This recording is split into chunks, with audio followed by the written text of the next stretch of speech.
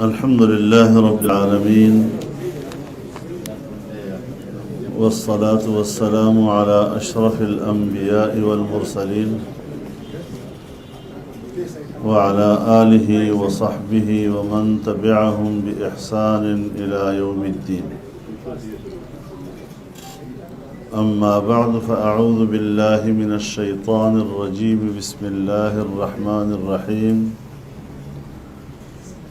فلا وربك لا يؤمنون حتى يحكموك فيما شجر بينهم ثم لا يجدوا في أنفسهم حرجا مما قضيت ويسلموا تسليما. صدق الله العظيم.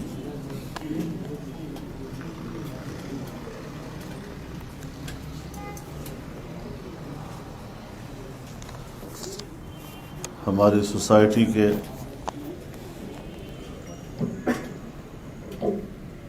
میرے دانشور بھائیوں،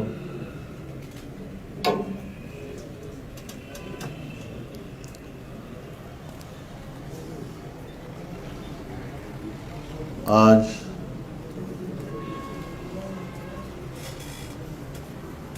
پہلی مرتبہ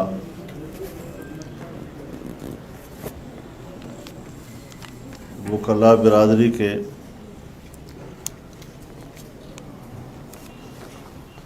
جمعیت لائر فورم کے تحت باقاعدہ کسی اجتماع سے مخاطبت کا موقع حاصل کر رہا ہوں.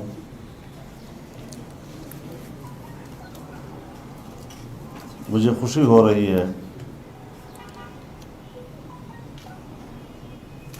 کہ قانون کے شعبے سے وابستہ ماہرین اتنی بڑی تعداد میں آج اس مرکز میں جمع ہیں اور جی چاہتا ہے کہ آپ سے بہت سی موضوعات پر بات کی جائے، لیکن اگر بات لمبی ہوتی ہے تو بعض اوقات اس کو سمجھنے کی بجائے اس سے اکتا جاتا ہے. میں کوشش کروں گا کہ آپ کو اکتائے بغیر آپ سے اپنی معروضات شریک کر سکوں.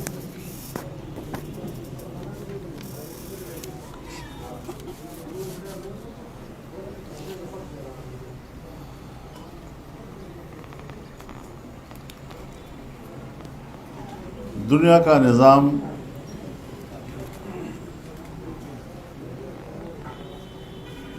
اور انسانیت کی اجتماعی زندگی کا نظام قانون کے بغیر نہیں چلتا.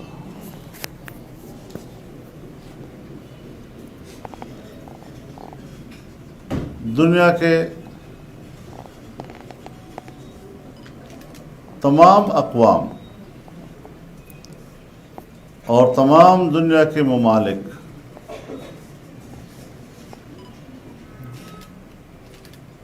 وہاں ان کا قانون بھی موجود ہے، ان کی عدالتیں بھی موجود ہیں، قانون ساز ادارے بھی موجود ہیں، لیکن دین اسلام کی جو خصوصیت ہے باقی نظاموں سے اپنے آپ کو ممتاز بناتا ہے، تو وہ انسانی معاشرے کے باہمی رہن سہن کی ابتدا قانون کے استعمال سے نہیں بلکہ اخلاقیات سے کیا کرتا ہے.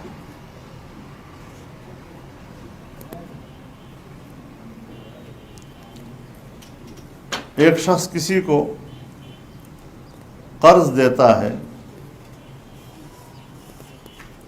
اور پھر وہ قرض ادائیگی میں تاخیر کرتا ہے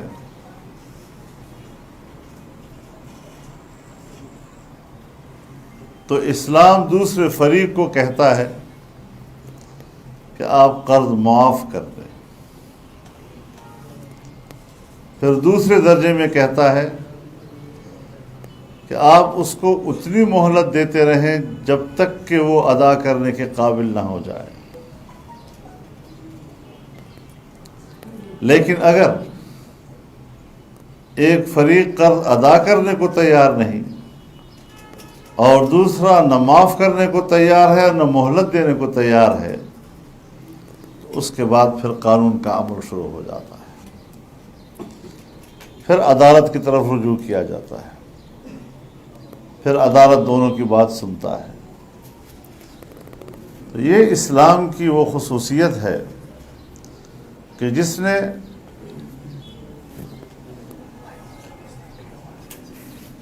جب انسان کو مدنی الطبع پیدا کیا ہے اور ایک مل جل کر رہنے کا معاشرہ اس کو عطا کیا ہے اور وہ طبیعت اس کو عطا کی ہے، تو وہ اپنی اس زندگی کے نظام کا آغاز اخلاقیات سے کرتا ہے، پھر اس سے آگے قانون کا مرحلہ شروع ہوتا ہے۔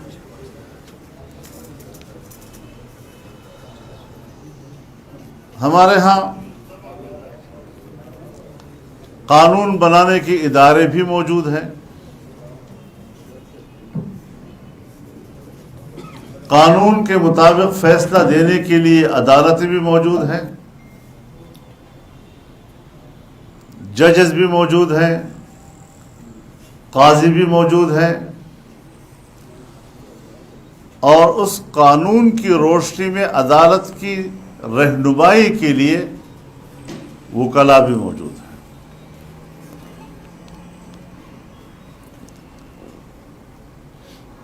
اب یہ آپ جانتے ہیں کہ ہماری مقننہ کیا قانون سازی کے اس معیار پر پورا اترتا ہے جہاں اس کو ہونا چاہیے؟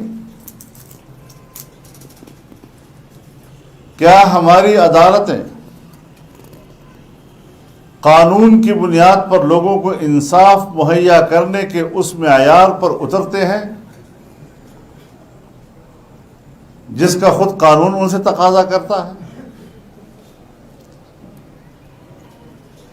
کیا ہم وکیل لوگ قانون کی کتاب ہاتھ میں لیے جب عدالت میں کھڑے ہو کر قاضی کو رہنمائی دیتے ہیں، کیا ہم اس معیار پر اترتے ہیں کہ جہاں ہم بالکل حق و صداقت کے معیار پر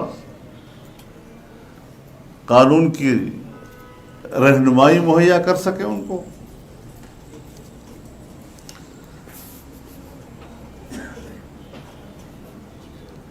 اور پھر ساتھ ہی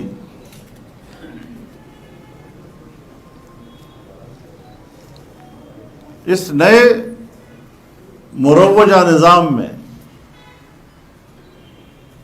ریاست قوانین وضع کرتی ہے، پائیلاز طے کرتی ہے۔ کسی زمانے میں ہم اس کو تعزیرات ہند کہتے تھے اور آج اس کو ہم تعزیرات پاکستان کہتے ہیں۔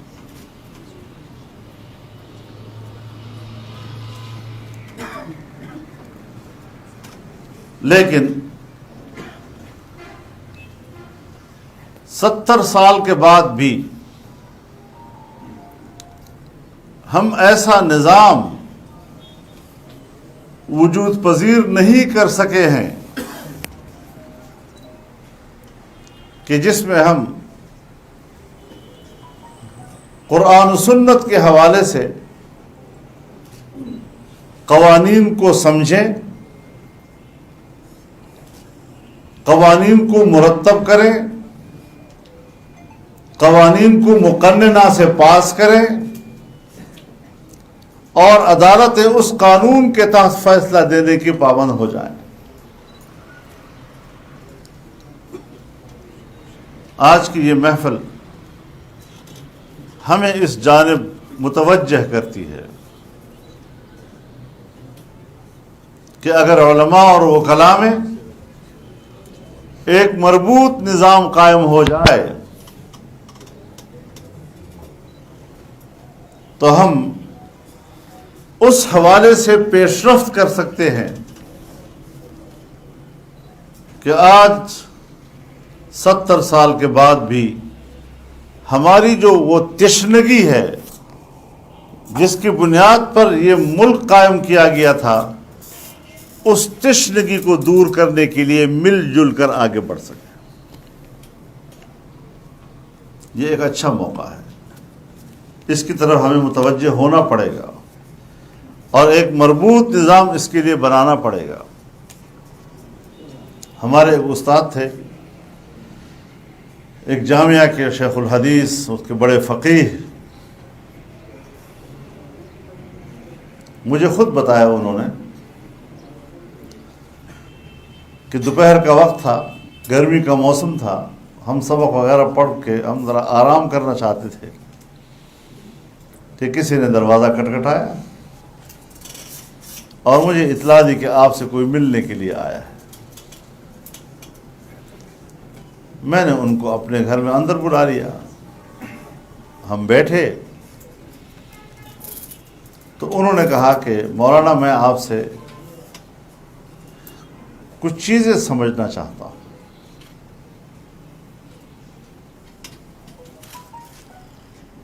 تو میں نے کہا کیا ایسی بات ہو گئی ہے کہ اس وقت اس گرم موسم میں دوپہر، کڑی دوپہر میں آپ تشریف لائے ہیں؟ تو کہنے لگے کہ یہ مزاربت، مشارکت، مرابحت اور کچھ اور 2-3 چیزیں اس نے کہ یہ اگر آپ مجھے سمجھا دیں تو میں اس کے لیے آپ کے پاس آیا ہوں۔ تو میں نے ان سے کہا کہ میں کتاب سے سمجھا دوں یا بغیر کتاب کے؟ تو کہنے لگے آپ مجھے کتاب سے سمجھائیں یا جیسے سمجھائیں۔ تو میں نے ان تمام چیزوں کی تعریفات، پھر ان کی تمام تشریحات، وہ ساری ان کے سامنے رکھی اور وہ خوش ہو گیا، اور خوش ہونے کے بعد مجھے کہا کہ اللہ آپ کو جزائے خیر دے، آپ نے میرا کام آسان کر دیا۔ میں نے کہا کہ نہیں، اس میں کوئی بات نہیں، آپ تشریف لائے ہیں، ٹھیک ہے۔ کہتے ہیں نہیں، میں آپ سے اپنا تعارف کراؤں۔ اب میں نے یہ آپ کو نہیں بتایا ہے کہ میں کون ہوں اور کس حیثیت میں آپ کے پاس آیا ہوں۔ تو کہنے لگے کہ میرا نام فلانا ہے، میں ہائی کورٹ کا جج ہوں اس وقت،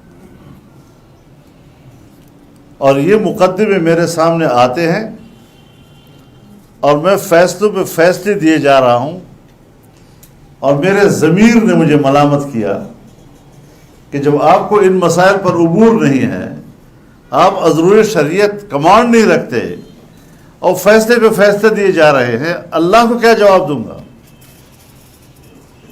تو اس لیے آپ کے پاس آیا ہوں کہ اگر آپ لوگ ہماری عدالتوں کی رہنمائی نہیں کریں گے تو ہم اسی طرح جاہلانہ قسم کے فیصلے کریں گے۔ اب ظاہر ہے کہ یہ تشنگی کیوں محسوس کی گئی؟ سپریم کورٹ کے ایک جج کی سطح پر یہ تو اس کے اندر کی دیانت تھی کہ اس نے محسوس کیا کہ ایک کمی میرے اندر ہے، اور اس نے ایک عالم دین کی طرف رجوع کیا۔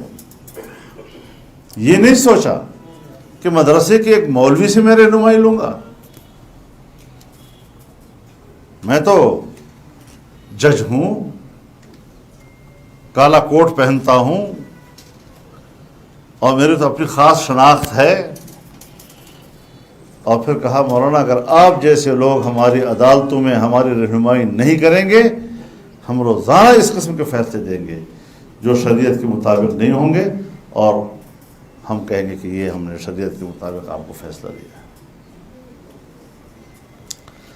تو اس مربوط نظام کی ضرورت ہے۔ میں نے یہ بات اس ذیل میں آپ کو سامنے ذکر کی کہ علماء اور وکلاء کے درمیان ایک رابطے کی ضرورت ہے۔ کیا وجہ ہے کہ ہمارا آئین 1973 میں بنا اور بنیادی سوال یہ تھا کہ قانون سازی کے لیے اساس کیا ہوگا. مختلف مکاتب فکر ہیں، حنفی فقہ کے لوگ ہیں، پھر حنفی فقہ کے اندر دیوبندی اور بریلوی ہیں، پھر سنی اور شیعہ کا فرق ہے،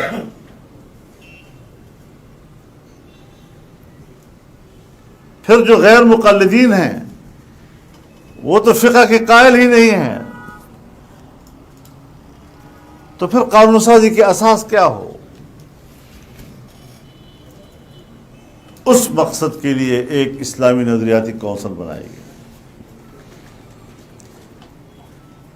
اسلامی نظریاتی کونسل میں ریٹائرڈ ججز، سینئر وکلاء، ماہرین شریعت اور ہر مکتب فکر سے علماء لیے گئے. سن 1973 سے آج ہم 2021 میں داخل ہو گئے ہیں.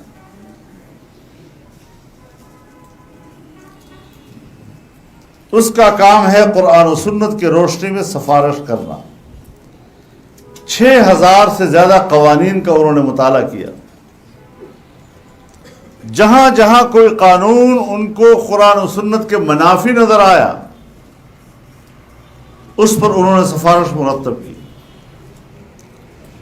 ہر سال اتنا بڑا بنڈل کتابوں کا ایوان میں آتا ہے، ڈیسک پر لے ہو جاتا ہے اور کمیٹی میں چلا جاتا ہے، لیکن آج تک ان کی سفارشات پر ایک قانون بھی نہیں بنا ہے.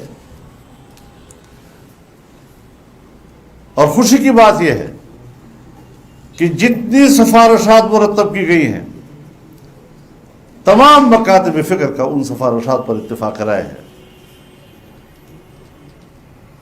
اور صرف کونسل کے اندر مکاتب فکر نہیں، کونسل سے باہر بھی تمام مکاتب فکر کا ان پہ اتفاق ہے. پھر تنازع کیا ہے؟ تو پھر ایوان ایسے بنائے جائیں گے، کیونکہ بہرحال قانون سازی تو ایوان ہی کا حق ہے. تو پھر ایوان ایسے تشکیل دیے جائیں گے کہ جن کی ترجیحات میں قرآن و سنت کی بنیاد پر قانون سازی نہ ہو. چنانچہ جس طرح کی حکومتیں آتی ہیں، جس طرح کی اکثریتیں آتی ہیں، جس طرح کی حکومتیں بنتی ہیں، یہ کام ان کی ترجیحات میں نہیں ہوا کرتا. اور یہی وجہ ہے کہ آج تک وہاں قانون سازی نہیں ہو سکتی. ہم اگر 10-15 لوگ چلے بھی جاتے ہیں ایوان میں تو زیادہ سے زیادہ شور بچا لیتے ہیں. کبھی ہمارا شور کام دکھا دیتا ہے، کبھی نہیں دکھاتا. لیکن وہ ذہن اور وہ فکر جس کی ترجیح قرآن و سنت کے مطابق قانون سازی ہے، وہ ان ایوانوں میں اکثریت حاصل نہیں کر پا رہا ہے. ہم نے یہاں صوبے میں ایک حکومت بنائی 2002 میں. ہم نے بڑے احتیاط کے ساتھ کہ ہمیں اپنے ملک کا مزاج معلوم تھا، ہمیں اپنی اسٹیبلشمنٹ کا مزاج معلوم تھا، ہمیں اپنی عدلیہ کی ترجیحات معلوم تھی. تو ایک آسان آغاز کیا، ایسا آسان کہ قابل قبول ہو جائے، اور آسان نقطے سے ہم آغاز کریں. جمعیت علماء 1919 میں قائم ہوئی.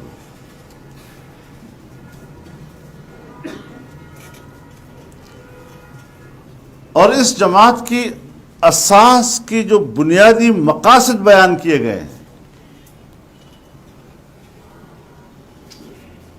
کہ ہم اپنی انفرادی اور اجتماعی زندگی میں شریعت کی رہنمائی کے محتاج ہیں.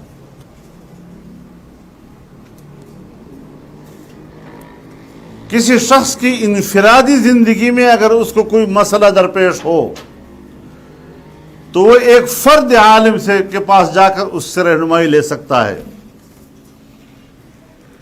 نماز کا مسئلہ ہے، روزے کا مسئلہ ہے، زکوٰۃ کا مسئلہ ہے، میراث کا مسئلہ ہے، آپ جائیں اپنے مدرسے کے مفتی کے پاس، اپنے محلے کے امام صاحب کے پاس کہ جی آج مجھ سے یہ غلطی ہو گئی ہے، مجھے ذرا بتائیں میں کس طرح اس کو ٹھیک کروں.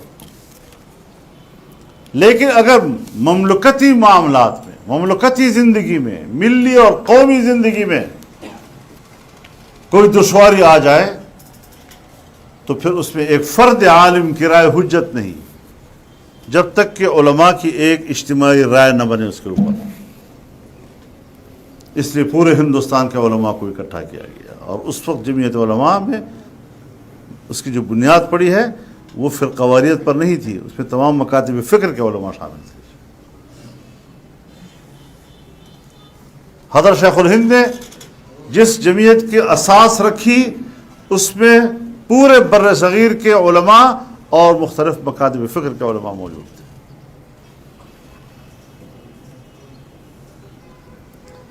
تو آج بھی ہمارے پاس جو چیز ہمارے ہاتھ میں امانت ہے وہ دو چیزیں ہیں، ایک جمعیت علماء کا نظریہ اور عقیدہ، اور دوسرا جمعیت علماء کا منہج اور رویہ.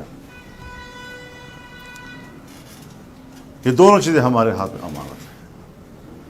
ہم نے کوئی اپنا مسلکی شناخت ختم نہیں کیا، لیکن ہم فرقواریت کی ہمیشہ حوصلہ شکنی کرتے ہیں. ہم اختلافات کو ختم نہیں کر سکتے، لیکن اختلافات کو نرم رکھ سکتے ہیں. ایک دفعہ ہم یہ جو آئینی اصلاحات کمیٹی بنی تھی زرداری صاحب کے زمانے میں، تو ہمارے اس کمیٹی میں ہمارے کچھ سیکولر مائنڈڈ لیڈرز تھے اور قوم پرست خاص طور پر. تو انہوں نے کہا جی کہ آئین سے یہ جو قرآن و سنت کا لفظ ہے یہ کاٹ دیں. اسلام پاکستان کا مملکتی مذہب ہے یہ کاٹ دیں. مذہب اور ریاست کا ناطہ توڑ دیں آپس میں. جب تک آپ مذہب کا رابطہ ریاست سے نہیں توڑیں گے تب تک ہمارے ملک میں فساد رہے گا. کبھی شیعہ سنی، کبھی دیوبندی بریلوی، کبھی فلاں فلاں. اتنے بڑے واضح واشگاف الفاظ کے ساتھ انہوں نے کمیٹی کے سامنے اپنے نظریہ پیش کیا کہ مذہب اور ریاست کو تقسیم کرنا ہوگا، اور جب تک آپ تقسیم نہیں کریں گے آپ ملک میں اطمینان نہیں لا سکتے. تو میں نے کہا جی مجھے بھی کچھ عرض کرنے کا موقع دیجیے. میں نے کہا کہ اس میں کوئی شک نہیں ہے کہ ملک میں نفرتیں، تعصبات، فسادات، فرقواریت ان میں سے ایک عنصر ہے، میں انکار نہیں کرتا. لیکن اس کے عناصر اور بھی ہیں: قومیت، لسانیت، علاقائیت، صوبائیت، پشتون بلوچ کا مسئلہ، سندھی مہاجر کا مسئلہ، پنجابی سرائکی کا مسئلہ.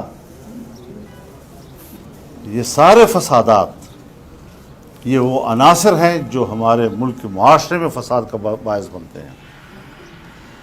لیکن اس میں قیادت کے کردار کی طرف جانا ہوگا.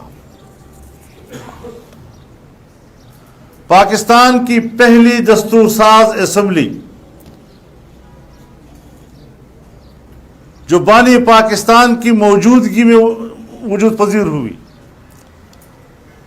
اس میں سب سے پہلے قرارداد مقاصد پاس ہوئی. تمام مکاتب فکر کا آج بھی اس پر اتفاق ہے، کوئی اختلاف نہیں.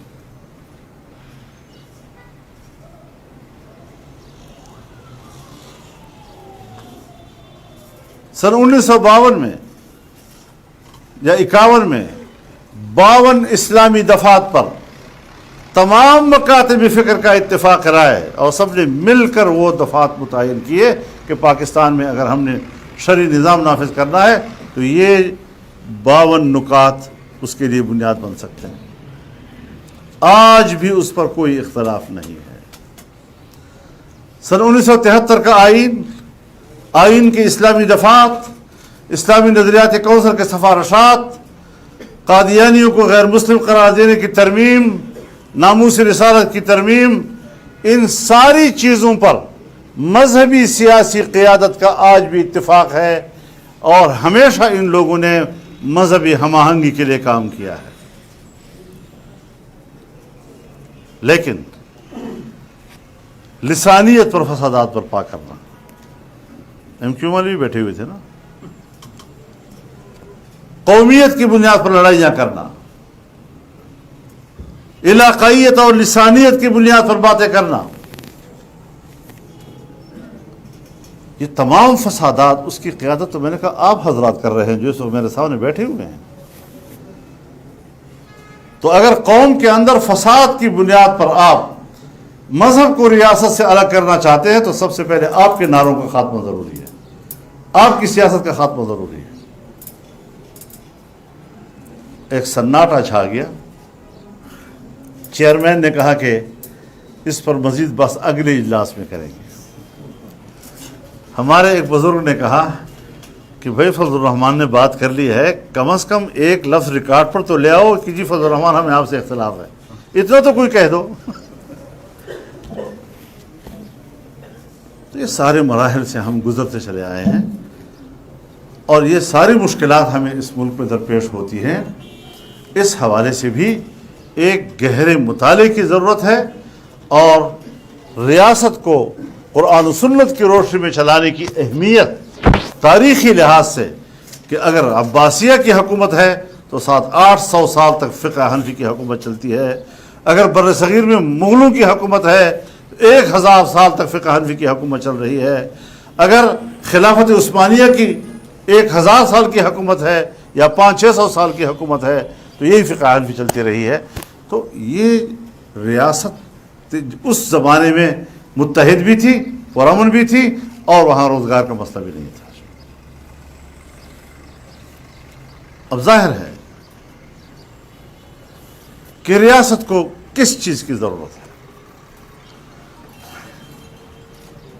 میں ایک طالب علم کی حیثیت سے بات کر رہا ہوں آپ سے۔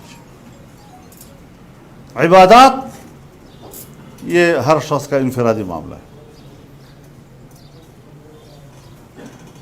عبادات سے وابستہ رہنا ضروری ہے کہ اس کے بغیر خلافت کا مقام حاصل نہیں کیا جا سکتا۔ اصل مقصود تو نماز ہے، لیکن وضو کے بغیر ہوتا نہیں۔ تو مقام عبدیت پر فائز ہونے کے بعد آپ مقام خلافت پر فائز ہو سکتے ہیں، یہ کرائٹیریا ہے۔ لیکن مقام خلافت اور فائز ہو جانے کے بعد آپ کو دو چیزوں کی ضرورت ہے، ایک امن اور ایک معیشت۔ امن 3 حروف کا ایک چھوٹا سا لفظ ہے، لیکن یہ لفظ امن، حمزہ میم نون، یہ تمام تر انسانی حقوق کو محیط ہے۔ انسانی حقوق کے دائرے میں 3 چیزیں آتی ہیں: جان کا حق، مال کا حق، عزت و آبرو کا حق۔ ہر شخص پر دوسرے کی جان، مال اور عزت و آبرو کا تحفظ فرض ہے، اور اگر کوئی کسی کی اس ایک حق کو مارتا ہے تو پھر اس کی تلافی کرنا ریاست کی ذمہ داری ہے، تاکہ امن رہے اور خوشحال معیشت۔ حضرت ابراہیم علیہ السلام کو سب سے پہلے منصب امامت پر فائز کیا گیا۔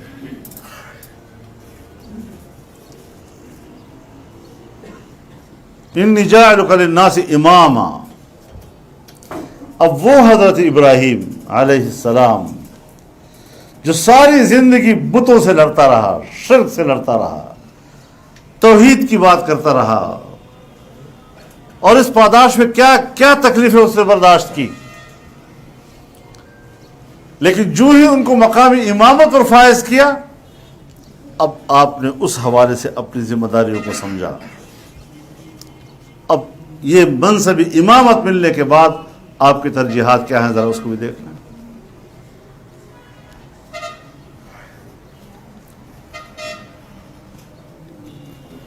رب اجعل هذا بلدا آمنا وارزق اهله من الثمرات.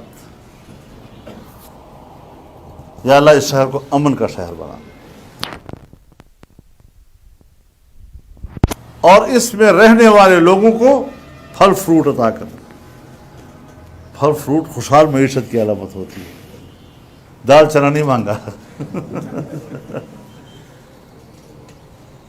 لیکن آپ کے ذہن میں یہ تھا کہ یہ حق صرف مومن کا ہے.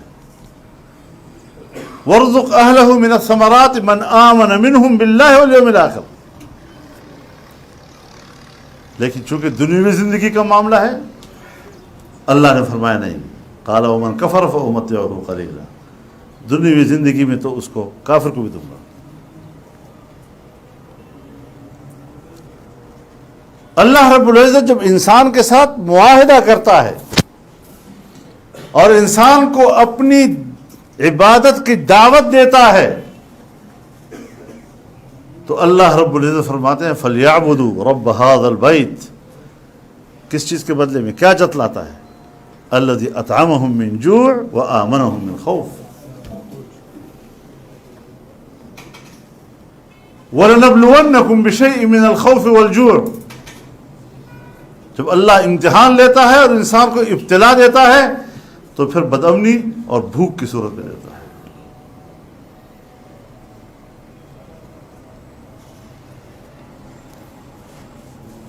ضرب اللہ مثلا قریۃ كانت آمنة مطمئنة يأتيها رزقها رغدا من كل مكان فكفرت بأنعم الله فأذاقها الله لباس الجوع والخوف بما كانوا يصنعون. اللہ تعالیٰ نے اس آبادی کی مثال دی آمنتاً، وہاں یہ محفوظ بھی تھے اور پرسکون زندگی گزار رہے تھے. اور محفوظ، مأمون، امن کا ماحول اور پرسکون زندگی، اس کی علت بتا دی کہ یأتیہا رزقہا رغدا من کل مکان، کہ ہر طرف سے ان کی روزی کھچ کھچ کے آ رہی تھی ان کے پاس.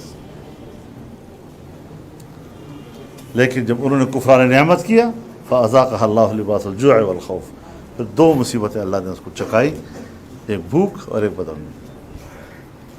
یعنی انسان کی مملکتی اور قومی زندگی میں ترجیحات دو ہونی چاہیے کہ آپ پبلک کی معیشت کو ٹھیک کریں گے اور آپ لوگوں کو جان، مال اور عزت و آبرو کا تحفظ فراہم کریں گے.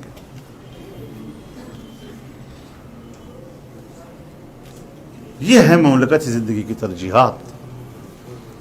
اور ہم سوچتے ہیں کہ اگر ہم جمعیت میں شامل ہو گئے تو مولوی صاحب تو مجھے کہے گا داڑھی رکھو، مولوی صاحب تو مجھے کہے گا مسجد میں چلو میرے ساتھ، سلوار ٹخنوں سے اوپر رکھو، پہلے دایاں پاؤں داخل کرو، جب نکلو تو بایاں پاؤں باہر کرو. ٹھیک ہے، یہ فضائل ہے، اس کی زندگی میں خوبصورتی آتی ہے. لیکن اگر ہم سیاسی لوگ ہیں اور امور اجتماعیہ سے وابستہ ہیں اور مملکتی نظام ہمارا موضوع ہے، ہمارا سبجیکٹ ہے، تو پھر ہماری ترجیحات واضح ہونی چاہیے. یہ ہماری ترجیحات ہیں.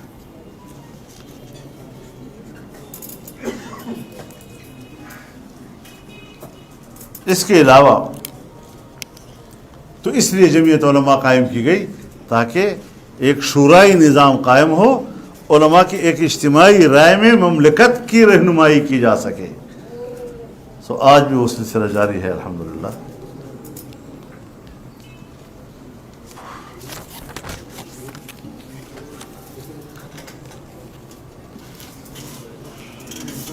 ہم لوگ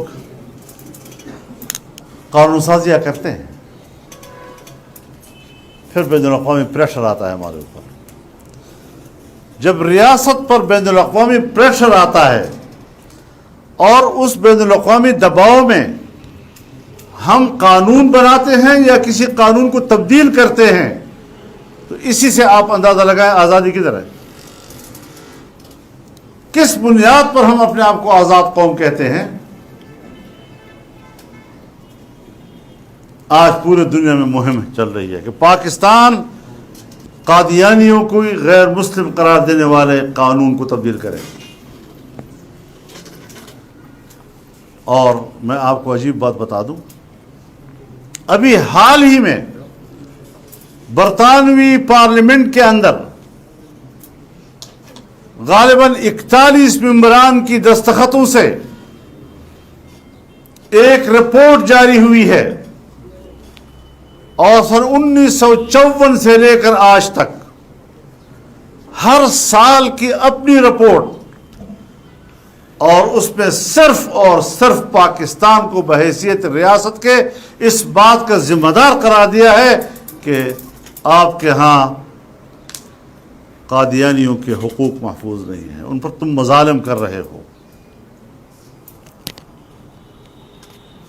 وہ اس کو احمدی مسلم کہتے ہیں. پوچھنا چاہتا ہوں ان 40-41 لوگوں سے، کیا برطانیہ میں مسلم کمیونٹی نہیں ہے؟ آپ نے یہ رپورٹ بناتے وقت کیا برطانیہ کے اپنی مسلم کمیونٹی کے ساتھ رابطہ کیا؟ کیا آپ نے پاکستان میں کسی ایک جماعت، سیاسی ہو یا مذہبی، ایک کے ساتھ رابطہ کیا یہ رپورٹ بناتے وقت؟ اور پھر جب ریاست پاکستان کو ذمہ دار قرار دیا گیا اس حکومت کے ہوتے ہوئے، کیا میری ریاست نے اس کا جواب دیا؟ یہ ریاست کی ذمہ داری تھی کہ اس کو مسترد کرتے، کہ ہم اس رپورٹ کو تسلیم نہیں کرتے، یہ انصاف پر مبنی نہیں ہے. لیکن آپ کے علم میں لانا چاہتا ہوں کہ آج وہی رپورٹ ہماری قومی اسمبلی کے مذہبی امور کی قائمہ کمیٹی کے سامنے رکھ دی گئی ہے. یہ گورنمنٹ نے اس کو لے کیا وہاں پر، کہ جب ہم شک کرتے ہیں کہ اس حکومت کے ایجنڈے میں یہ بات شامل ہے تو پھر ناراض بھی ہوتے ہیں، اور ادھر سے ان کی یہ حرکتیں بھی ہیں. لیکن اللہ کا شکر ہے کہ آج مذہبی امور کی کمیٹی نے متفقہ طور پر اس رپورٹ کو مسترد کر دیا.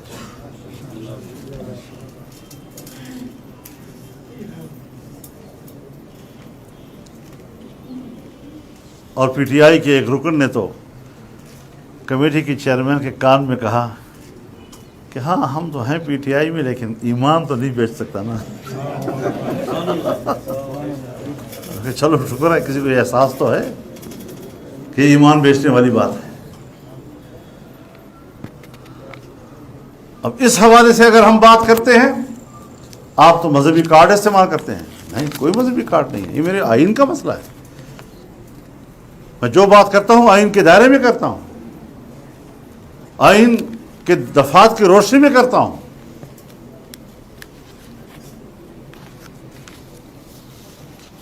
کتنا زور لگایا گیا اسرائیل کو تسلیم کرنا، اسرائیل کو تسلیم کرنا، کس بنیاد پر؟ ہم نے کہا کہ یہ موضوع نہیں ہے. اسرائیل کو تسلیم کرنا یہ موضوع بحث نہیں ہے. فلسطینیوں کی آزادی موضوع بحث ہے. اس کو آپ نے تاریخی کی طرف دھکیل دیا اور اسرائیل کو تسلیم کرنے کو ہائی لائٹ کر دیا. یہ کیا مطلب؟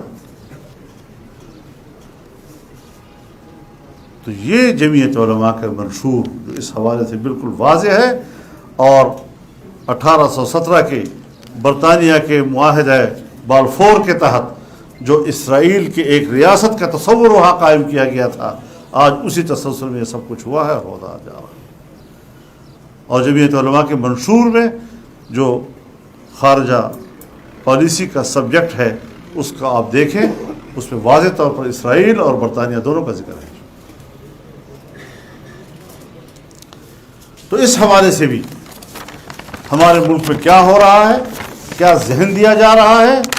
لیکن الحمدللہ ہم نے یہ 2 سال آرام تو نہیں کیا، لیکن ان کو اس ایجنڈے کے حوالے سے پیش رفت بھی نہیں ہونے دی.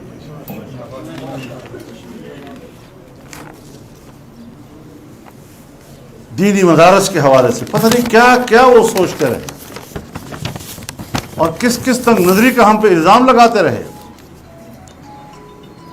ہم چاہتے ہیں کہ طلباء جو ہیں وہ جدید اور عصری علوم حاصل کریں اور پھر اس قابل ہوں کہ وہ معاشرے کے کیا کہتے ہیں اس کو آپ مین سٹریم میں ہاں پتہ نہیں کیا اس سے مجھے بات بنیادی یہ نہیں ہے، بنیادی یہ ہے کہ آپ کی ذہنیت کیا ہے، اس ذہنیت کو ہم نے پڑھنا ہے۔ تم ہمیشہ بڑے معصوم قسم کے جملوں اور الفاظ میں اپنے ایجنڈے کو لپیٹ کر قوم کے سامنے پیش کرتے ہو، تو اس طرح تو ابلیس نے بھی اپنا ایجنڈا بڑے خوبصورتی کے سامنے پیش کیا نا، قسم کھائی وقاسمہما انی لکما لمن الناصحین، آدم و حوا میں قسم کھاتا ہوں اس بات پر کہ میں تم دونوں کے بارے میں خیر خواہ ہوں۔ آپ یہ پودا کھائیے، یہ دانہ کھا لیجئے۔ تو اگر وہ اپنے قسم میں مخلص ہوتا تو ہم آج والوں کو بھی پھر اپنے قسم میں مخلص مان لیں۔ کس نے کہا ہے کہ تعلیم کو تقسیم کرو؟ تعلیم کو تقسیم کرنے کا آغاز علی گڑھ سے ہوا ہے، جب برصغیر میں پہلی مرتبہ ایک ایسا مدرسہ کہ جس کے نصاب سے 4 مضامین نکالے گئے، قرآن، حدیث، فقہ اور فارسی زبان، تو اس 4 چیزوں کو تحفظ دینے کے لیے پرائیویٹ سیکٹر میں دیوبند میں مدرسہ کھولا گیا، لیکن اس کو تحفظ تو دیا، لیکن حضرت شیخ الہند رحمہ اللہ جب مالٹا سے واپس آتے ہیں 1919 میں اور 1 سال سے کم زندگی کا موقع ملتا ہے، تو اس عرصے میں بھی ہندوستان کے بڑے بڑے اکابرین کو اپنے ساتھ لے جا کر علی گڑھ میں جاتے ہیں اور ان سے کہتے ہیں کہ نصاب ایک کرنا ہے، مشترکہ نصاب۔ جب پذیرائی نہیں ملی تو پھر اسی مشترکہ نصاب کے تصور سے آپ نے علی گڑھ میں ہی جامعہ ملیہ کی بنیاد رکھ لی، اور آج وہ دلی میں بہت بڑا ادارہ ہے، لیکن اکیلا ایک ادارہ ہے، جس طرح ندوۃ العلماء ایک ادارہ ہے، فروغ نہیں پا سکتے۔ تو اس اعتبار سے جب پاکستان بنا، اب تو ہم انگریز سے بھی آزاد ہو گئے، ہم ہندو سے بھی آزاد ہو گئے نا، اب تو ایک پاکستان، مسلمان پاکستان۔ مولانا مفتی محمد رفیع عثمانی، مولانا مفتی محمد تقی عثمانی، دونوں بھائی ابھی بھی حیات ہیں۔ خود مجھے بتایا کہ میرے والد صاحب نے 4 سال تک گفتگو کی اس حکومت کے ساتھ، اس بیوروکریسی کے ساتھ، کہ اب وہاں نہ انگریز ہے نہ ہندو ہے، آئیں پہلے ہم نصاب ایک کریں، لیکن پذیرائی نہیں بخشی ان کو، اور تب جا کر انہوں نے پھر دارالعلوم کھولا ہے 4 سال کے بعد، حضرت مفتی اعظم مفتی مشفی صاحب نے۔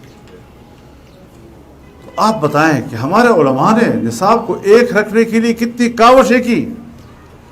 آج آپ کہتے ہیں کہ نصاب ایک کرو، آج تم بین الاقوامی دباؤ کے تحت دینی علوم کے جو مراکز ہیں، دینی مدارس، اس کو پہلے اس میں مداخلت کرنا چاہتے ہو، اس کے کردار کو کمزور کرنا چاہتے ہو، اور بالآخر اس کو ختم کرنا چاہتے ہو۔ یہ تمہارا ایجنڈا ہے۔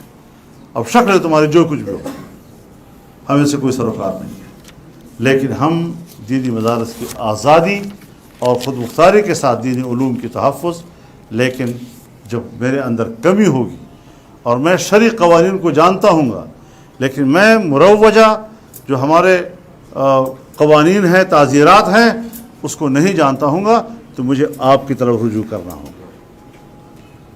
اور اگر کسی عدالت میں آپ کو شریعت کے حوالے سے، تو پھر آپ کو علماء کی طرف رجوع کرنا ہوگا۔ اس مربوط نظام کے لیے آپ کا جمعیت علماء کے ساتھ رابطہ اور تعلق یہ ناگزیر ہے، میرے نظر میں ناگزیر ہے۔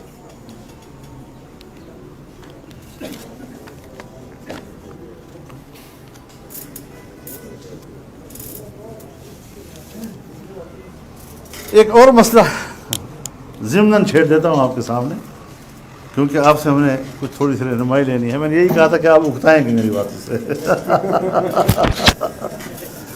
تو آپ اکتا تو نہیں گئے. اچھی بات. آپ صوبہ خیبر پختونخوا سے تعلق رکھنے والے وکلاء ہیں.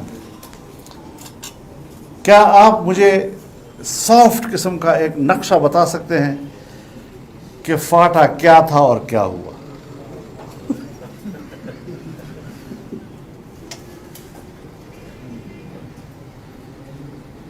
وہ کہتے ہیں نا کہ نہ ہیوں میں اور نہ شیوں میں،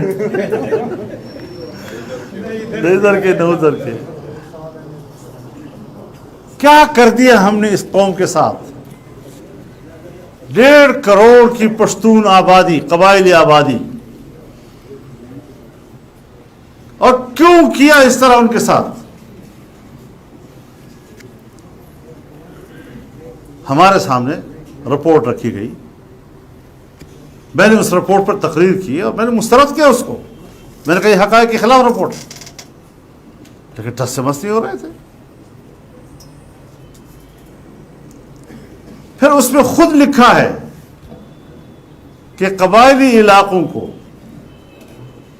ہم 10 سال تک 1000 ارب روپیہ دیں گے، یعنی ہر سال 100 ارب، تاکہ سیٹل ایریا کی لوگوں کی زندگی کا معیار ٹرائبل لوگوں کا سیٹل کے برابر لایا جا سکے، سڑکیں بچھائی جا سکے، کالجز بنائے جائیں، یونیورسٹیاں بنائے جائیں، ہاسپٹل بنائے جائیں، وغیرہ وغیرہ.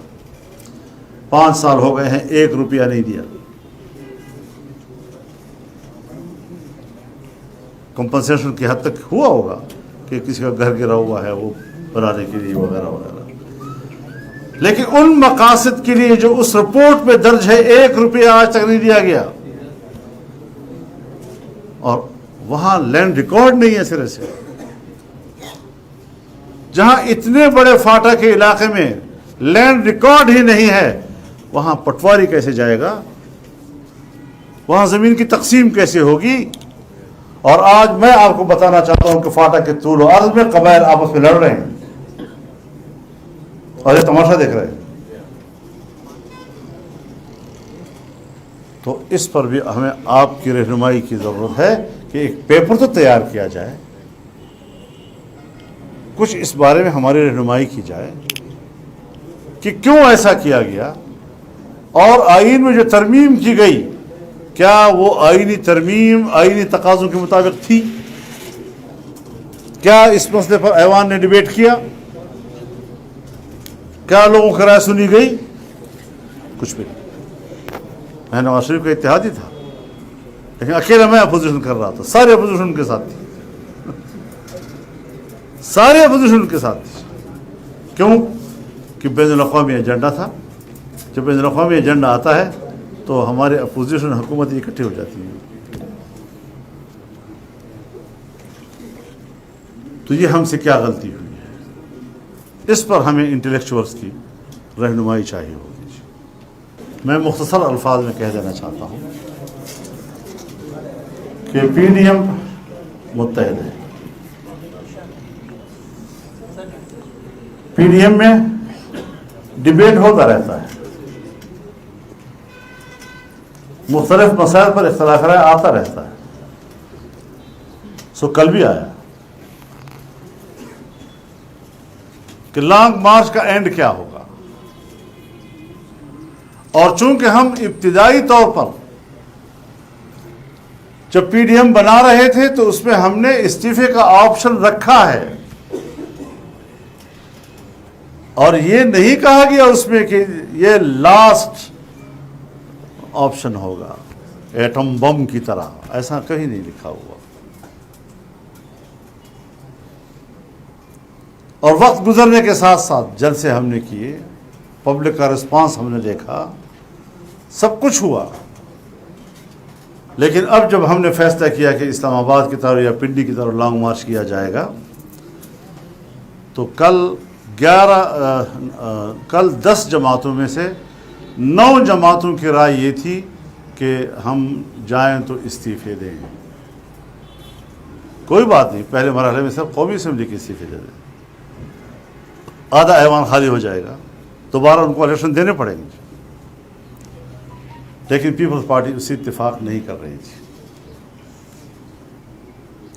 اب ہمارے ہاں مجالس کی جو اندر کی کہانی ہوتی ہے، جو اصل میں راز ہوتی ہے، جس کو افشا کرنا بددیانتی ہے، مجلس کے ساتھ خیانت ہے، وہ ضرور ہوا.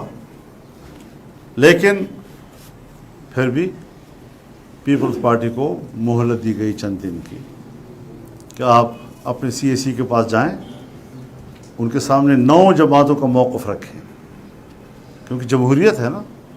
پیپلز پارٹی تو سب سے زیادہ جمہوریت کی بات کرتی ہے، تو PDM میں 9 جماعت ایک طرف ہے نا، تو آپ اپنے CAC کے سامنے یہ بات رکھیں اور پھر آپ ہمیں بتائیں کہ اب آپ کا موقف کیا ہے. تو 9 جماعتوں کا موقف اس پہ بالکل واضح طور پر سامنے آ گیا ہے، اور پیپلز پارٹی کے موقف کا انتظار ہے. خدا کرے کہ ان کو یہ بات سمجھ میں آ جائے اور 9 جماعتوں کی رائے کا احترام کریں اور وہ PDM کے رکن رہیں، ان کے ساتھ رہیں. ہم ان کو اپنے ساتھ رکھنا چاہتے ہیں. یہ مختصر سا یعنی اس حوالے سے کوئی زیادہ لمبی چوڑی باتیں اس میں نہیں ہیں. تو یہ میرے کچھ گزارشات تھیں. شاید عام جو ہمارے ہاں روزمرہ کے معاملات ہوتے ہیں ذرا اس سے ہٹ کر میں نے باتیں کی ہیں آپ سے، اور کوشش کی ہے کہ شاید کہ اتر جائے تیرے دل میں میری بات، اور ہم اس کا آنے والے دنوں میں فائدہ اٹھا سکیں. آپ کی اس فورم کو اور مزید وسعت ملنی چاہیے، اور اپنے اپنے باروموں میں آپ جمعیت علماء کے حوالے سے بڑے براڈ مائنڈ کے ساتھ ان کو دعوت بھی دے سکتے ہیں، ان کو کنوینس بھی کر سکتے ہیں، اور آپ ہمارا یہ حوالہ بھی ان کو دے سکتے ہیں کہ جمعیت علماء جو ہے وہ وسیع نظر ایک جماعت ہے، اور وہ اس میں کوئی تنگ نظری نہیں ہے، اور ہم تعلیم کے حوالے سے بھی کسی تنگ نظری کا شکار نہیں ہیں. میں جب اپنے بیٹے کے بارے میں چاہتا ہوں کہ اس کو انگریزی بھی آئے، اس کو جغرافیہ بھی آئے، اس کو سائنس بھی آئے، تو میں قوم کے بچوں کے لیے کیوں نہیں چاہوں گا. تو امتزاج جو ہے یہ ضروری ہے. آج کے حوالے سے ہمارے جو سینئر وکلاء ہیں یہ GTI میں وقت گزار چکے ہیں، اور اس وقت بھی ان کو معلوم ہے کہ ہمارے اکابر یہی کہا کرتے تھے کہ ہم 2 تعلیم جو ہیں اتنے دور ہیں ایک دوسرے سے، تو ایسی جماعت بنائیں نوجوانوں کی کہ جو آپس میں ملتی رہے اور ایک دوسرے کے علوم سے فائدہ حاصل کرتے رہے. تو آج بھی ہمارا یہی نظریہ ہے، اور اسی سوچ کے تحت ہم آگے بڑھ رہے ہیں. کیا بھائی وزیرستان کے بارے میں کیا آپ نے جنوبی وزیرستان کینیڈا کے بارے میں پریس کانفرنس کیا تھا، اور آج بھی اس میڈیا کے ذریعے جنوبی وزیرستان میں تو جھگڑا ہے، بلکہ تمام ایجنسی میں جھگڑے ہیں. باقاعدہ لوگ مورچوں میں بیٹھے ہوئے ہیں، جائیدادوں کے تنازع شروع ہو گئے ہیں، قبائل آپس میں لڑ رہے ہیں، اور جس طرح مرجر سے پہلے ہر دروازے کے سامنے فوج کھڑی تھی، آج بھی اسی طرح فوج وہاں پر کھڑی ہے. تو فوجی سنگینوں کے سائے میں آج قبائل زندگی گزار رہے ہیں. ان حالات کو ہمیں تبدیل کرنا ہوگا، اور اس کے لیے ہمیں کام کرنا ہوگا.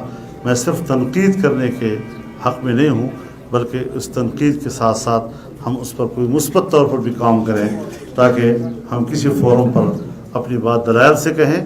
جو حکومتیں ہوتی ہیں ان تک بھی ہمارا پیغام پہنچے، ان کو بھی ہمارے دلائل پہنچے، ان کو بھی ہماری رہنمائی پہنچے، اور اس طرح ہم ملک کی بہتری کے لیے سوچیں. ایک چھوٹا سا کویشچن یہ ہے کہ پیپلز پارٹی پہلے بھی استعفوں کی مخالف رہی ہے، اگر ابھی بھی پیپلز پارٹی متفق نہ ہوئی تو کیا -1 پیپلز پارٹی PDM آگے بڑھے گی؟